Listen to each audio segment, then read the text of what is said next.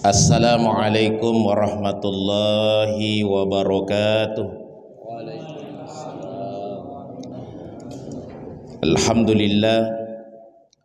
Alhamdulillahilladzi anzala ala abdihil kitab wa azharal haqqi bil haqqi wa ahsal ahzab. Ashhadu an la ilaha illallahal azizil wahhab wa ashhadu anna sayyidina Muhammadan abduhu wa rasuluhul mustaghfirut tawwab.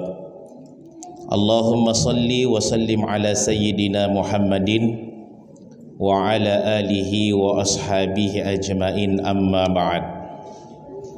Qala Allah ta'ala fi kitabihil karim wa huwa asdaqul qailin. A'udzu billahi minasy syaithanir rajim. Bismillahirrahmanirrahim.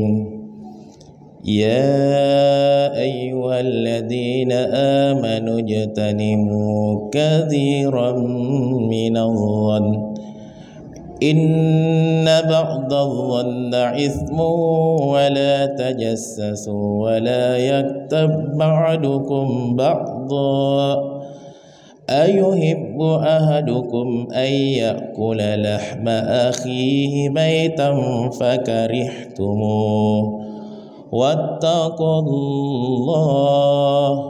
innallaha tawwabur rahim. Wa qala aidan an Abi Hurairah radhiyallahu anhu anna an-nabiy sallallahu alaihi wasallam qala ar-rajulu ala dini khalili falyanzur ahadukum may yukhalil, rawahu Tirmizi. Sadaqallahul azim wa sadaqa rasulil karim wa nahnu ala dzalika minasyahidin wasyakirin walhamdulillahi rabbil alamin. Hadirin wal hadirat jamaah Masjid Al-Mukhlisin dan yang sempat menyimak melalui via YouTube, yang insyaallah seluruhnya dimuliakan dan dirahmati Allah Subhanahu wa ta'ala. Alhamdulillah, barusan saja kita telah menunaikan salat maghrib secara berjamaah. Kemudian setelah itu kita mendengarkan pembacaan ayat suci Al-Quran. Yang dibacakan tadi adalah surah Al-Qamar ayat 1 sampai 22. Semoga insyaallah salat maghrib yang kita tunaikan secara berjamaah, Allah Subhanahu wa ta'ala menerima amalan-amalan tadi sebagai bekal di yaumil kiamah nanti. Dan semoga yang kita saksikan tadi anak kita yang membacakan dengan cara dihafal surah Al-Qamar ayat 1 sampai 22, semoga generasi kita bisa mengikuti ananda yang barusan membacakan tadi surah Al-Qamar. Amin. Jamaah yang insyaallah seluruhnya dimuliakan, dirahmati Allah Subhanahu wa ta'ala. Pada kesempatan maghrib yang berbahagia ini, kita akan mencoba membahas bagaimana karakter Islam, tantangan dan solusi di era digital yang seperti yang kita alami sekarang. Saya mungkin barangkali memulai dengan sebuah berita beberapa hari yang lalu. Ada seorang anak yang mungkin sebahagian orang dan berita juga menyampaikan bahwa anak ini mengalami gangguan jiwa. Terus ini anak memerangi ibu kandungnya. Nah, ini sempat viral, bahkan beberapa hari ini menjadi trending topik, bukan hanya sekedar di masjid, bukan hanya sekedar di sekolah, tetapi ini menjadi perbincangan hangat khususnya bagi ibu-ibu. Dia bilang sama saya, dia bilang, "Ustadz, kalau begini anak-anak kayak tidak mau melahirkan." Iya.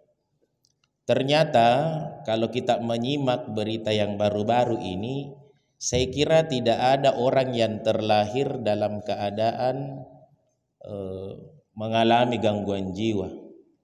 Semua anak itu terlahir kullu mauludin yuladun alal fitrah, dalam keadaan fitrah. Dan itu kita tidak bisa pungkiri, yang menyebabkan itu adalah bisa jadi orang tuanya, lingkungannya. Dan setelah ditelusuri ternyata memang ini anak mengalami ini salah satu penyebabnya karena tertekan dari orang tua. Ini juga mungkin yang menjadi PR buat kita semua, bagaimana supaya orang tua jangan terlalu memaksakan kehendak baik kita kepada anak, sementara kita sendiri sudah tahu bagaimana kapasitas dari anak kita. Beberapa pekan yang lalu saya mendapat ada seorang siswa, dia meneteskan air mata. Lalu saya datangi, kenapa menangis nak? Apa karena hasil ujianmu? Karena kan dia setelah ujian itu dia bisa lihat nilainya karena menggunakan Google Form. Lalu dia bilang, sebenarnya Pak, saya tidak kecewa dengan nilaiku meskipun nilainya di bawah 50. Tetapi yang membuat saya sedih, kalau nak tahu kini mamaku pasti nama Rai Kak. Ini seolah-olah kesannya bahwa orang tua menuntut perfect anaknya. Padahal kita dulu mungkin, mohon maaf hadirin yang dimuliakan Allah, saya mungkin masih ambil pembelajaran pada diri saya. Ketika saya dapat nilai yang bagus, ketika pulang itu orang tua memberikan dari tadi support, bahkan dia kasih kita biasa hadiah. Dan hadiahnya itu tidak mesti harus ternyata dalam bentuk barang benda, tapi dia support seperti ini. Bagusnya nak kalau begini, pertama kau banggakan dari tadi mamamu, kau banggakan bapakmu meskipun bapakmu ini hanya lulusan SR. Ya, kita mungkin tahu kalau SR itu setara dengan SD. Tapi kalau anak-anak sekarang ditanya, bilang tahu nggak itu SR? Apa dia bilang? Hebat itu orang tua atau Ustadz, karena di atasnya S3. Ya, padahal dia tidak tahu SR itu setara dengan SD karena mungkin baru dia dengar itu. Bahkan ketika kami dapat nilai yang rendah, pada saat kami pulang, itu orang tua juga tidak serta-merta langsung mencaci maki kita. Bahkan dia bilang begini, tidak apa-apa nak, meskipun kau dapat 0, tapi itulah hasil usahamu. Mudah-mudahan kalau kamu belajar, mudah-mudahan di depan dari 0 ini ada angka 1 lagi seperti kemarin. Sehingga ini anak-anak merasa tersupport karena bahasa indah dari orang tua yang mensupport anaknya. Ini yang kita khawatirkan di era digital sekarang. Kenapa banyak tantangan yang harus kita mungkin jadikan PR ketika menghadapi generasi kita. Mana yang saya ingin sampaikan? Yang pertama, mohon maaf, ini tantangan kita adalah informasi yang berlimpah tapi tidak terkendali. Apa tantangannya? Arus informasi yang sulit dikendalikan di media sosial dan internet seringkali membawa berita yang palsu, fitnah, bahkan informasi yang menyesatkan. Jadi di sini memang perlu bagaimana kita sebagai seorang mukmin muslim yang baik, ketika pada saat tahu bahwa ada ini informasi yang berlimpah, tidak terkendali, harus kita pandai-pandai menerima berita itu dengan betul. Maksud kalimat ini adalah share. Share di mana? Searching dulu, oh betul tidak ini berita. Siapa tahu hoax. Karena kapan kita dari tadi menerima mentah-mentah berita itu sangat membahayakan. Saya masih ingat itu Pak, mohon maaf ini, sebelum meninggal almarhum Gurutta Arifin Ilham. Itu 4 kali itu berita dari tadi di WA berantai bilang meninggal. Padahal orangnya masih hidup. Tuh, coba bayangkan kalau kita dari tadi yang cuma menerima itu berita, pasti kita dari tadi sermi juga. Innalillahi wa inna ilaihi rajiun. Turut berduka cita. Nah ini orang masih sehat. Sama dengan ketika menerima juga berita seperti berita-berita yang biasa kita dengarkan di sekeliling kita. Karena ini adalah bagaimana caranya kita sebagai seorang mukmin, seorang muslim yang baik, punya karakter dalam menghadapi era digital seperti ini. Nah, sehingga jangan heran kalau kami dari tadi ketika pada saat mendengarkan ini ada berita tidak langsung kita share, langsung ditelusuri kebenarannya. Ketika pada saat itu informasi didapat lagi dari pihak kepolisian dari Polsek Bontoala. Dia susun kronologis kejadiannya. Oh begini, usianya ini si anak sekian, yang perempuan yang korban ibunya itu sekian. Oh baru kita, oh betul, sudah ada ini laporan dari pihak kepolisian. Barulah pada saat itu ketika saya terima itu baru saya juga ikut men-share. Sebagai apa? Bentuk pembelajaran kepada kita supaya jangan sampai berita yang seperti ini terjadi juga sama kita. Nah, ini yang pertama. Jadi tantangannya adalah karena informasi yang berlimpah tapi tidak terkendali, ya ini harus bisa membedakan mana berita yang betul-betul, yang mana yang berita palsu atau hoax. Ini tantangan buat kita, ini yang pertama. Kemudian yang kedua, ketergantungan pada teknologi membuat kita mudah kehilangan fokus dalam ibadah. Bahasa sederhananya ini hilang fokus dan kualitas ibadah.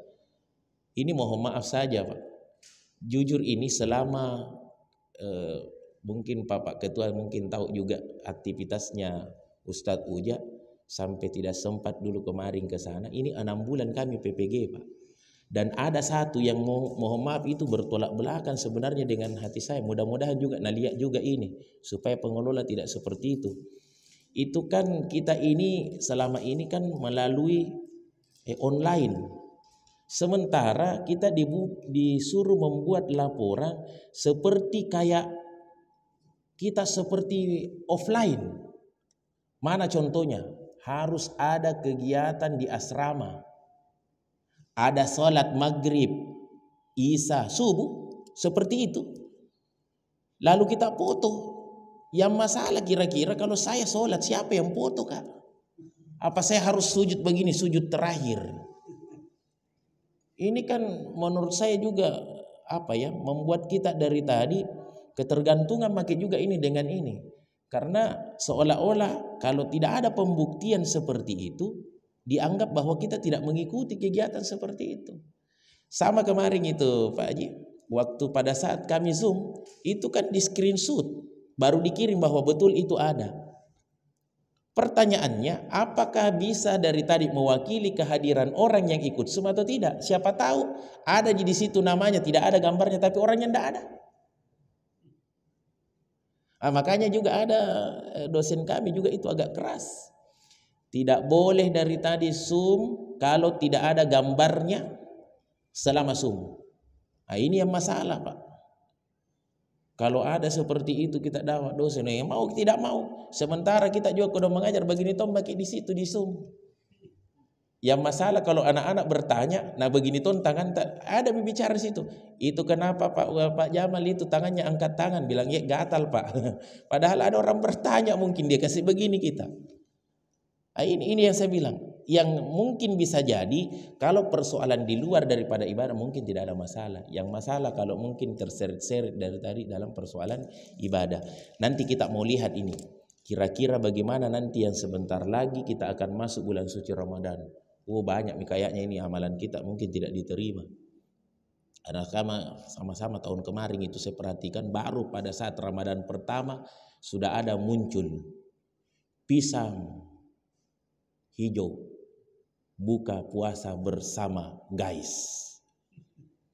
itu dibuat status padahal belum orang buka tapi sudah diposting. Yang saya khawatirkan itu anak-anak kalau pergi salat tarawih, oh dia posting lagi penceramah malam pertama Masjid Al-Mukhlisin Ustadz Amir.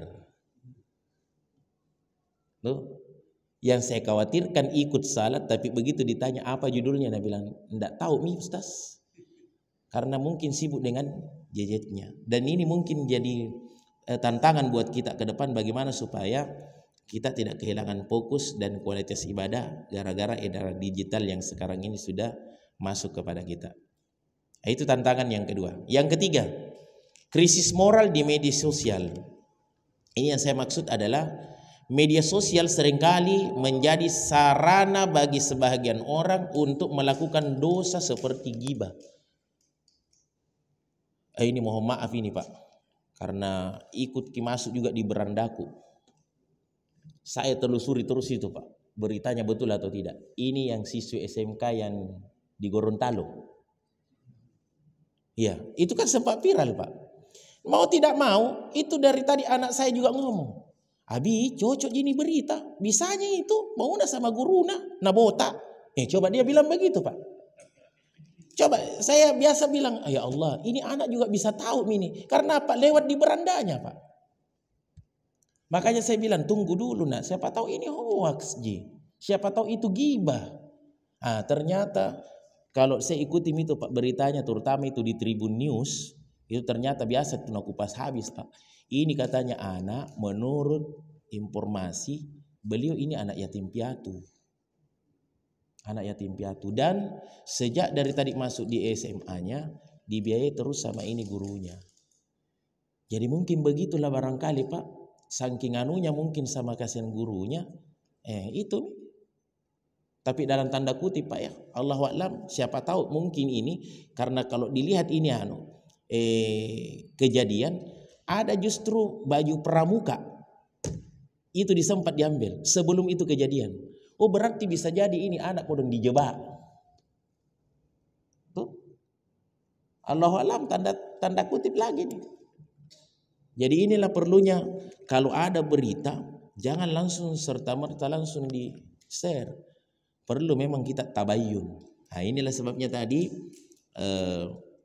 ketika pada saat saya bacakan tadi ada ayat itu di Al-Hujurat ayat 12, ya ayyuhalladzina amanu jtanibu katsiran minadh-dhann. Wahai orang-orang beriman, jauhilah banyak prasangka. Inna ba'dadh-dhanna itsmun wa la tajassasu wa la yaktab ba'dukum ba'dha. Sesungguhnya sebagian prasangka itu adalah dosa. Jangan mencari-cari kesalahan orang lain, dan janganlah ada di antara kamu menggunjing sebagian yang lain. Ayuhibbu ahadakum ayyakulu lahma akhihi maitan fakarihtumuh wattaqullah.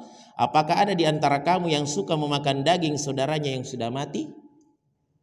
Tentu kamu merasa jijik. Bertakwalah kepada Allah. Innallaha tawwabur rahim. Sungguhnya Allah Maha penerima tobat lagi Maha penyayang. Ini bahasa Al-Qur'an hadirin. Ini surah Al-Hujurat. Jadi kalau ada tadi berita, apalagi kalau tidak jelas, jangan langsung kodong itu di-share. Sama ini mohon maaf Pak ya. Mohon maaf sekali lagi.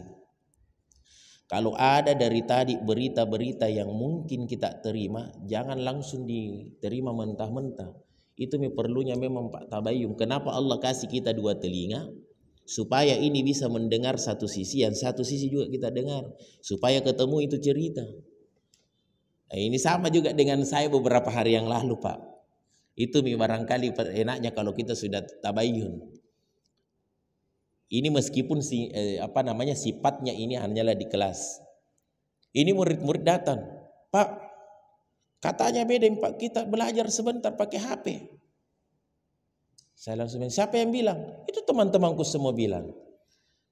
Bilang siapa guru agama tak? Dia bilang kita. Pernah saya bilang begitu? Enggak pernah. Kalau begitu, yang mana lebih kau percaya, gurumu atau temanmu? Dia bilang kita Pak. Jadi kalau begitu tidak belajar pakai HP? Tidak. Ternyata ini kalau anak-anak mungkin separuh jadi dengar. Saya cuma bilang begini bahasanya Pak. Coba dengarin baik-baik supaya mungkin juga ada, siapa tahu ada anak di sini yang gagal paham. Saya bilang begini. Insya Allah nak, kalau habis pembelajaran maka kita evaluasi menggunakan Android. Untuk kepastiannya nanti lihat di grup kalau sudah ada penyampaian di situ bahwa kita membawa HP, baru bawa HP-nya. Belum ada penyampaian begitu, berikutnya bawa semua HP. Sampai ini kodong yang tidak ada HP-nya, semua bilang, awas kau sebentar, tidak masuk kau sama Pak Uja, karena kau tidak bawa HP. Akhirnya begitu saya ada, Pak, kenapa itu dikasih masuk Ji? Bilang apa alasannya saya kasih keluar? Kan kita bilang kalau tidak bawa HP, tidak boleh masuk belajar. Saya bilang, Kak, ada saya perintah kasih Ki, dari tadi suruh bawa HP. Dia bilang, kita bilang yang lalu. Sekarang saya lihat, Buka di situ di WA. Ada ndak perintah saya di situ bilang bawa HP? Bilang tidak ada. Siapa yang salah sebenarnya ini? Bilang kita Pak. Kalau begitu cocok. Kalau begitu tahu tidak perlu dikasih keluar. Karena dia tahu justru informasinya. Justru kita dari tadi kajili-jili semua bawa HP. Karena mau semua main HP di sekolah. Makanya itu hari semua saya langsung bilang tabe semua HP turunkan nonaktifkan. Sebenarnya ini saya bilang bagus untuk kita punya anak. Kenapa? Informasinya cepat. Cuma kalau tidak dikontrol juga ini yang berbahaya.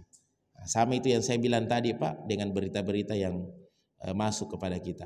Nah, ini tantangan. Selanjutnya bagaimana solusinya? Nah, ini solusi yang bisa kita tawarkan. Pertama, membangun kesadaran diri dan kejujuran. Artinya sebelum menyebarkan informasi di media sosial atau di grup chat, kita harus memeriksanya dengan teliti dan memastikan kebenarannya agar tidak terlibat dalam penyebaran hoaks dan fitnah. Nah, ini paling ini sering kita baca ini Al-Hujurat ayat 6. Ya ayyuhalladzina amanu in ja'akum fasikum binaba'in fatabayyanu. Nah, ini tabayyun. Jadi memang perlu tabayyun, Pak. Supaya apa jelas ini berita. Sama kemarin itu Ustaz, mohon maaf, hampir ke kurasa ini kita dikasih bentrok dengan saya. Anak-anak semua ini. Pak Ustaz, tidak bisa makin sholat di sebelah. Bilang kenapa? Dikuncikan ke pintu. Ya, itu coba lihat Pak. Ini anak-anak ini, anak-anak. Saya bilang mau kena kasih sibak aja sering ini sama Ustaz di sebelah. Nah ini saya juga pengurus tahun di sebelah. Lalu saya bilang, coba mohon maaf. Kenapa aku bilang itu? Itu tak kunci. Jadi aku tanya, Pak Said, mana kunci? Bilang ada aja Pak. Bukakan kita. Kan ada Pak kuncinya sama Pak Said, Pak Ustaz. Kenapa kita tidak bilang? Masa saya mau bilang pengumuman. Kunci ada sama Pak Said. Tuh, coba bayangkan begini Pak. Kalau seperti ini tidak tabayun Kak, pasti Bambang Tomak bisanya itu kodong pengurus. Nah Bapak Haji itu luar biasa. Nah bilang silakan gunakan ini masjid untuk ibadah. Masa mungkin nak kuncikan? Tuh coba, hampir itu hari saya bilang Kak, kalau begini nih semua anak-anak bisa jadi provokator, cocok ini jadi provokator ini.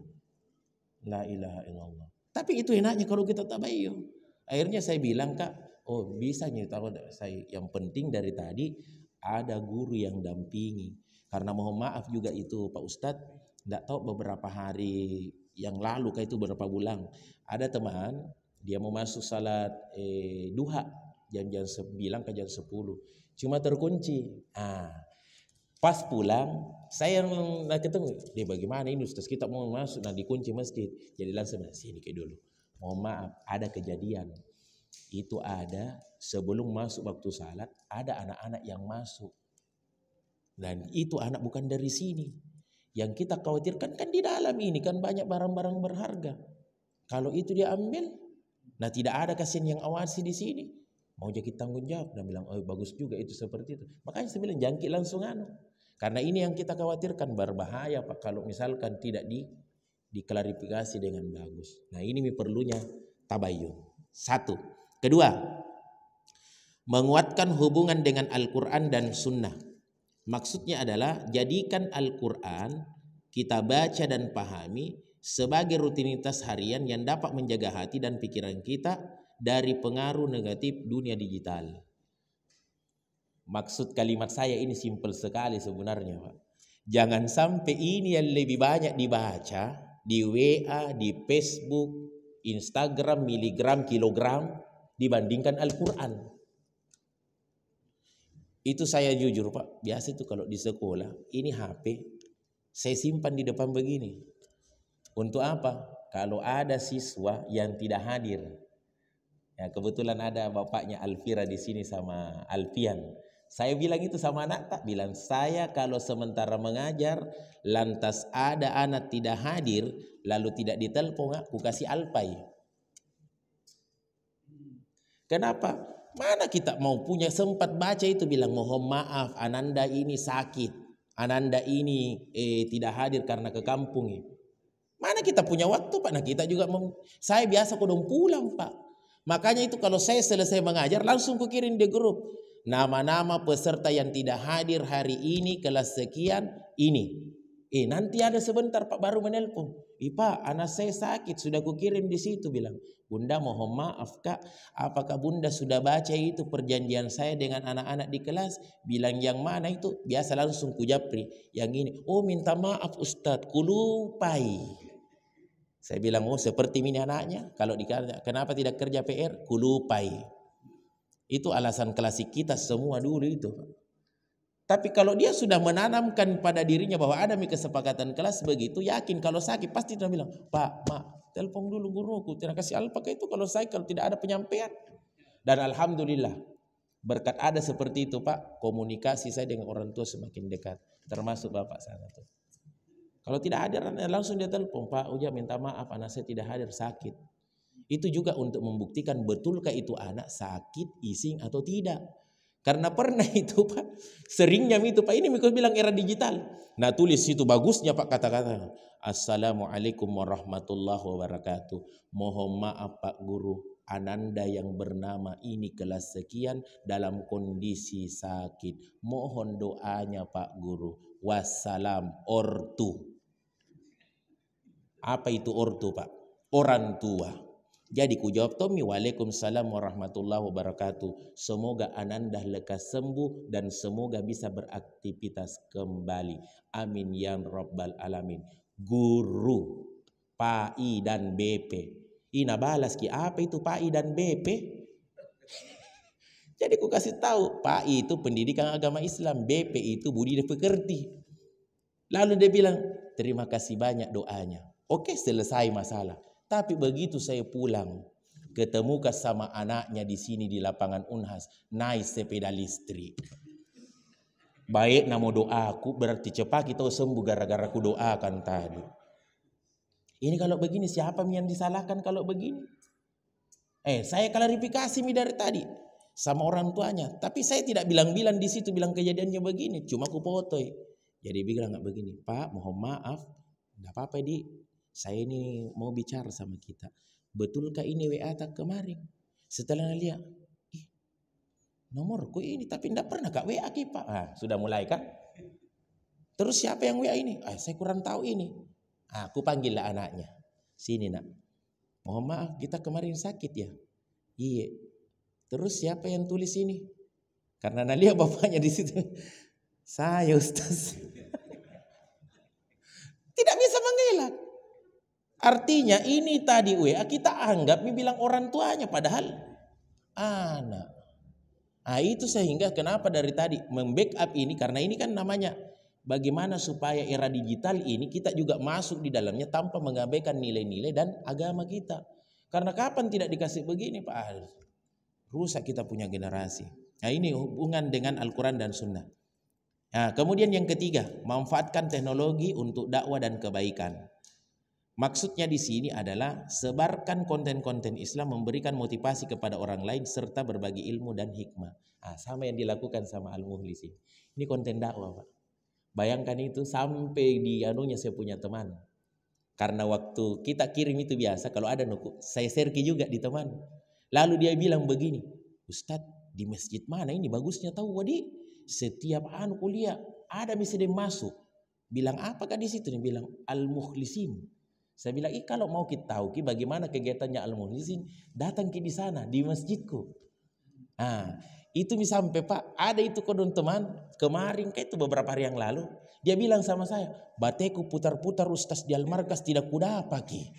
Saya bilang gak salaman tongki kalau di Al-Markas ki putar-putar. Bilang dia ke utaranya Al-Markas, kan saya bilang tidak jauh dari Al-Markas. Jadi setelah saya share itu, saya punya titik di sekolah, baru dia dapat. Bilang ada Ustaz ku dapat Nah foto itu yang di depan itu Pak. Ada itu yang pintu gerbang dia foto. Cocok ini bilang iya masuk makin nanti. Bahkan saya bilang kalau Anda mau main tenis meja silakan datang hari Sabtu dan Ahad. Gratis. Kalau bisa bawa tumbler sendiri. Tapi alhamdulillah belum ada tapi kurasa datang karena kalau dia datang dia bilang ku telepon jadi itu. Tidak apa-apa jadi nanti nih insya Allah kalau beliau datang itu nanti saya mau ajak juga di sini supaya sama-sama merasakan anunya Al-Mukhlisin. Ini saya bilang tadi manfaatkan teknologi untuk dakwah dan kebaikan. Yang terakhir bergaul dengan lingkungan yang positif. Ini perlu memang Pak. Kenapa? Karena di dunia digital lingkungan pergaulan kita mencakup media sosial dan komunitas online, itu harus pintar-pintar memilih teman. Jangan sampai kita punya sendiri teman yang justru menjerumuskan kita. Sama itu yang saya bilang tadi, Pak. Ini kan teman natun karena mungkin nalia ini anak disayang sama gurunya, berprestasi karena ketua OSIS. Nambel itu pasar Pak. Karena mau itu pun juga kan sebenarnya setelah kau ambil kalau kau tidak sebar, kita tidak tahu orang. Iya kan? Paling tidak kalau ada masalahnya mungkin nak kasih tahu sudah aku ambil awas kok. Ini malah pergi nak sebarkan lagi. Nauzubillah min dzalik. Jadi sekarang ini yang diusut ini justru yang yang penyebar kah? Bukan ini si pelaku. Iya, tapi si penyebar. Nah, ini makanya bergaul dengan lingkungan yang positif. Saya terakhir Pak mau tutup ini. Biasa itu agak malu-malu sebenarnya Ustadz Amir. Kalau saya ditanya di mana kita tinggal, saya pasti bilang Kecamatan Tallo. Tapi kalau bilang Kecamatan Tallo, semua begini temanku. Baru nabisi di telingaku. Bukan itu stasiun tempat narkoba. Malu saya kurasa Pak. Jadi tidak mau bilang Kecamatan Tallo. Saya bilang iya di Al-Markas. Begitu bilang Al-Markas tidak ada masalah. Iya, saya bilang Kak, itulah saya bilang Pak. Bisa jadi kasihan ini hanya satu titik, justru itu yang mempengaruhi yang lain. Itu yang saya bilang tadi Pak. Satu kodon tempat dari tadi yang bermasalah, ketika kita sebut itu kecamatan kena semua imbasnya. Nah, makanya mudah-mudahan dengan ini kita semua bisa menjadi seorang karakter Islam yang baik dalam menghadapi tantangan era digital. Semoga ini yang kami sampaikan bermanfaat buat kita. Lebih kurangnya mohon dimaafkan. Hadanallahu wa iyyakum fastabiqul khairat. Wassalamualaikum warahmatullahi wabarakatuh.